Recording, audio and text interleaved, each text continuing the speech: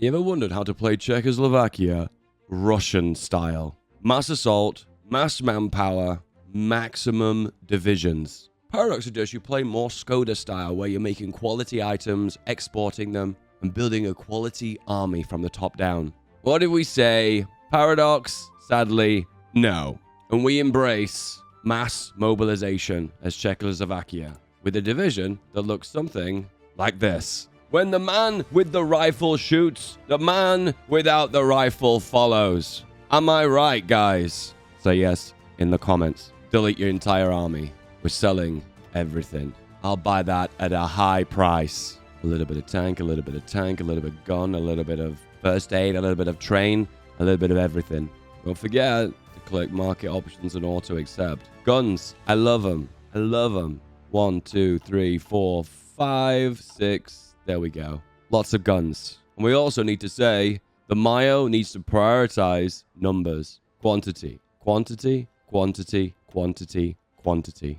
Let's see those numbers. To begin with, infrastructure, and get on those mills immediately. And it wouldn't be Czechoslovakia if we didn't fix our divided nation. What's your favorite flavor of Czechoslovakia? Is it Czech? Is it Slovak? Is it Ukrainian? Is it German? Is it a little bit of Hungary? Is it a little bit of Poland? Today's test is, can we make a multicultural society work? Psych, no it's not. It's about mass infantry. The most standard opening in Hearts of Iron 4. Few planes? Yeah, we'll sell those as well. Let's begin. Off we go. Live fire exercises. 500 guns for ticking XP. Let's get XP early so we can make our ideal division immediately. Plus an old guard. Straight away. Ticking XP. Undivide the nation by starting with appeasing the Czechs. Unify the fascist parties. Send observers to Ethiopia to get 1% war support. And you got to start somewhere. Bit of nationalism, bit of propaganda. Purge the unbelievers. Military junta. Very nice. We'll still invest into Skoda works because that makes our guns cheaper. Quantity is quality. Embrace the Skoda. Priority, guns. Make them cheaper. More live fire exercises to push me further right. Plus, telephones. Pushing us further right. Right is the right path, which will make sense later. More right. Junior officer recruitment. Start them young, start them early. Get them in the army. Let's make the division, shall we? Get rid, get rid, get rid. The beautiful 10 width. The mass infantry spam meta. Like 6-7 years ago that everyone used to do this build as France. Say yes in the comments. 99% for army readiness. This is great. Because now I can go all the way to here. Increase my fascism by 32% instantly. The more readiness, the more fascism. Industrialist lackey. Extra construction, extra output. He's the man for the job. There's not going to be any logic to it. We're just going to deploy as many as we can. There's going to be some building, and it is going to be more military factories. This strategy is not going to work unless we've got the anti-air capabilities. And the only way we can do that is by ground-based AA. So in this case, we're going to have to build, well, the lot, everywhere. Unrest in Slovakia. Send in the army. Let's turn to power to the military. Manpower. Something new, something different, and definitely an interesting flag. The state of that Czechoslovak flag. Armored trains and trains. Steel's important. This focus makes it a lot easier. Got to build those steel mills. Our helmets have got skulls on them. Are we the baddies? Agency's important. Got to get down that planning bonus. Free recruitable population. I'll take it. 1.5%. Mass assault. For a mass assault strategy, it makes sense. You've got two paths. The cock path, give in to Germany, or be a strong, young, independent Czechoslovakia with a aggressive foreign policy. We will counter German aggression with Czech aggression. Let's prepare the defenses. Extra core defense is going to be essential. 4 armies. Let's get the 5th. Right, let's start building AA. And it builds really quickly too. Just in time. Let's get those spies out. If we have 100% intel on them, an advantage over spies that they've got, you can get up to a maximum attack, defense, breakthrough bonus up to 15%, depending on how much intel they've got on us. And also, if we have a full network on them, they gain no additional attack bonus from planning.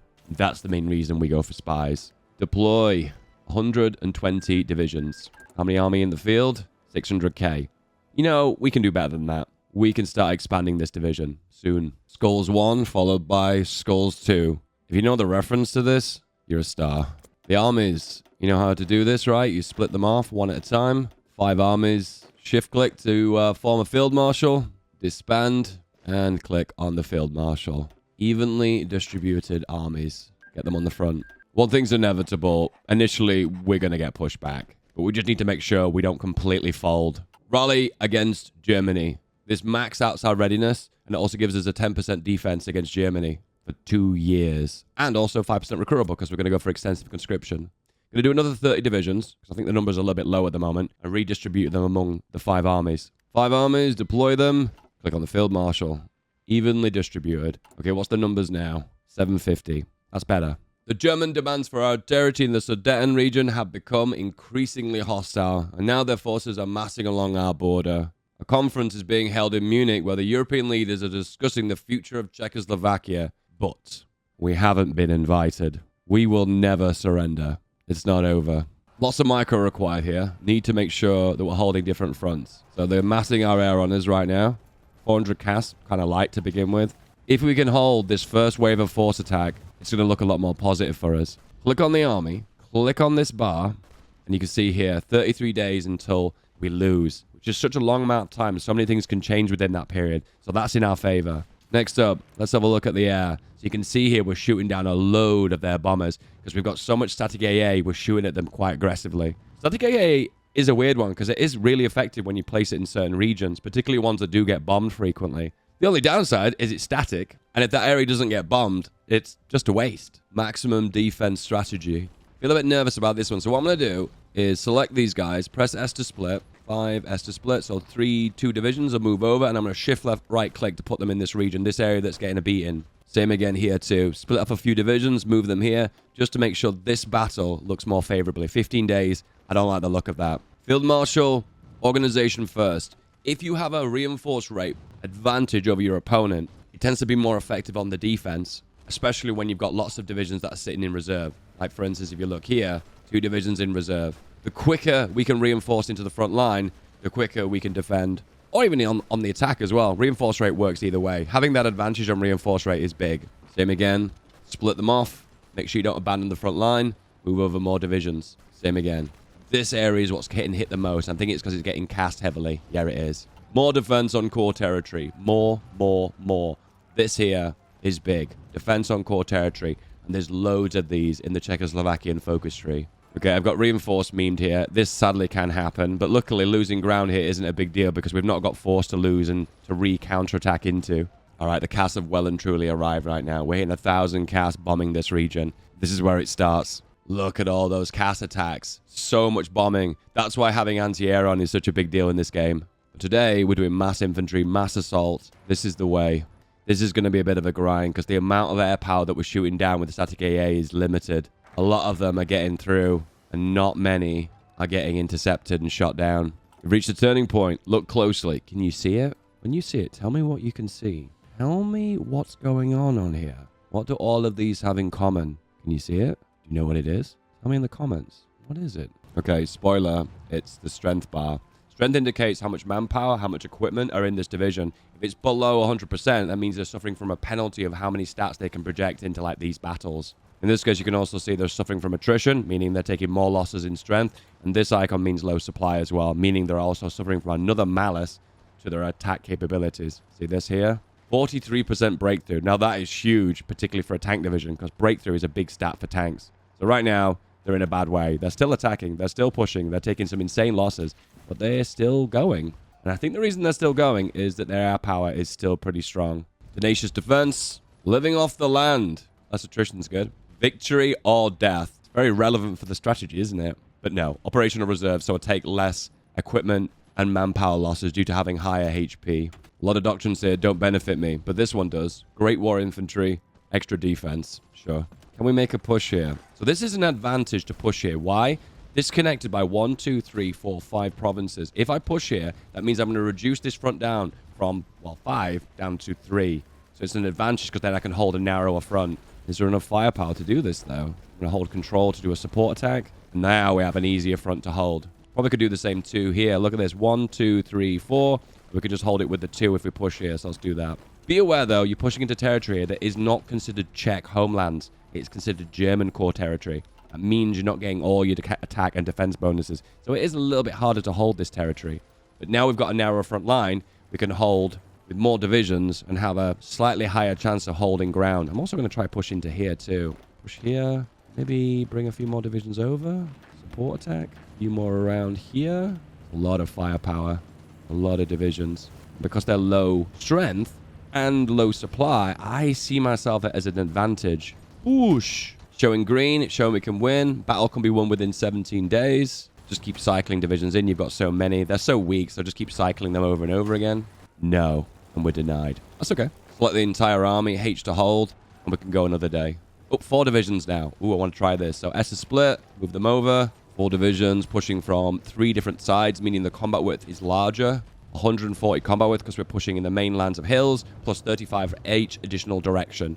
35, 35. Again, 35. And I'm going to hold control on the keyboard and right click, and this is called a support attack. What that means is when they win, they don't move forward. They stay where they were. And that just avoids leaving front lines unoccupied. I think we've restored our previous borders now. I think we're holding more land now than we did before. Let's mobilize. Force the industrialist hand, which is this one. And then you can mobilize. A few things for political power that's important. Don't forget to hire the genius, extra 20% defense. Don't forget to hire the army defense guy, 10% defense. Don't forget to press the buttons to gain more war support, because you are going to be bombed and you are going to be losing war support, meaning you're losing factory output, and you're also losing core defense, which you can get up to maximum of 10. One thing I really love to do at this point is to open up the front line a little bit more and push towards Vienna. If you can hold Vienna, that's like additional 10 factories. Still a little bit of a difficult push, but it looks like it is doable.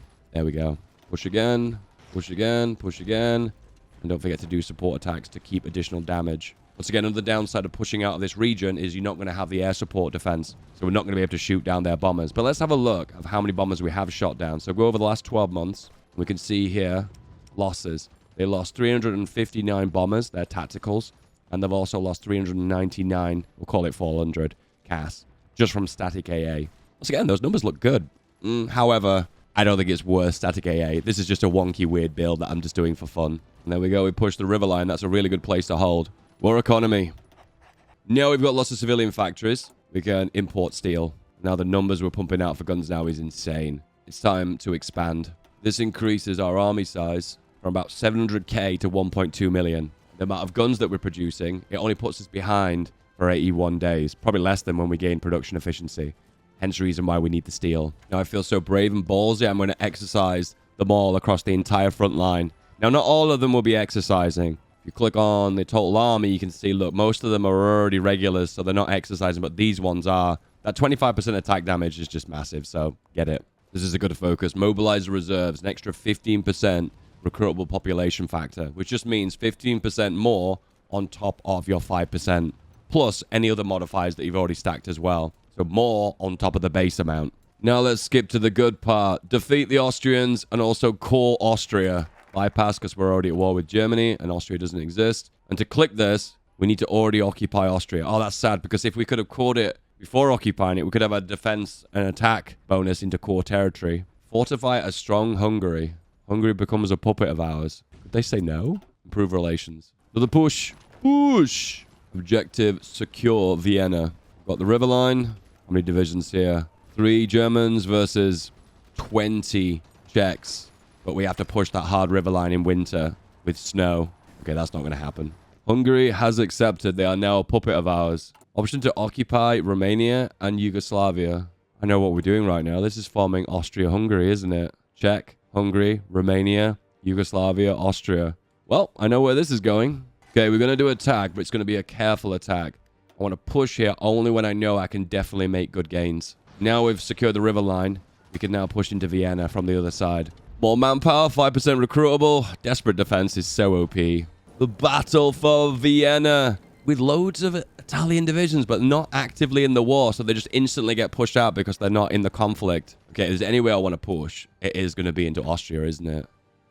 You can also, if you hold Alt, if you grab the front of the arrow, you can move it from where you want to assault. And if you hover over here, you can see where the assault looks like. Can you see that? See those green markers turning red? Showing that's where we prefer the offensive to go. This is like old meta of Hoi 4, this, guys. I think Germany's panicking right now. Losses. We've lost 500,000. They have lost just under 2 million. Romanians have joined the war, but I'm going to grab all those Hungarian divisions and hold the other front. All right, push. Let's grab Austria. Normally, you'd see this situation and you'd be like, it's over. I'm done.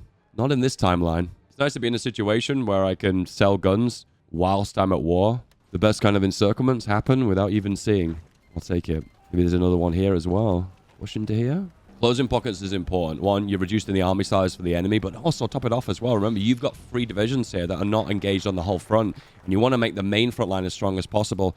So freeing up these divisions helps the main front. It's 1940, and the Allies have not joined World War II. This is a scenario I've not seen before. Italians are distracted in Greece. This is an opportunity for me to make some gains. If a new front opens up, that might be a chance for me to push the existing front. Pure infantry versus German panzers. Who would win?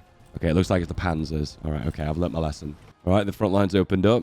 Ask for access for Yugoslavia. And then we might have to open up the front to the south. What's with all the Italians on the front? Okay, I've got to make a push here. The front lines are weird at the moment. When the AI gets more than 2 front lines, it starts to do strange things like put too few divisions on the front like this. I have to take advantage of this, right? Even though I'm not building anti-air, but I've been investing into anti-air research, because if you look closely, it reduces bombing damage, and it also increases static AA damage factor.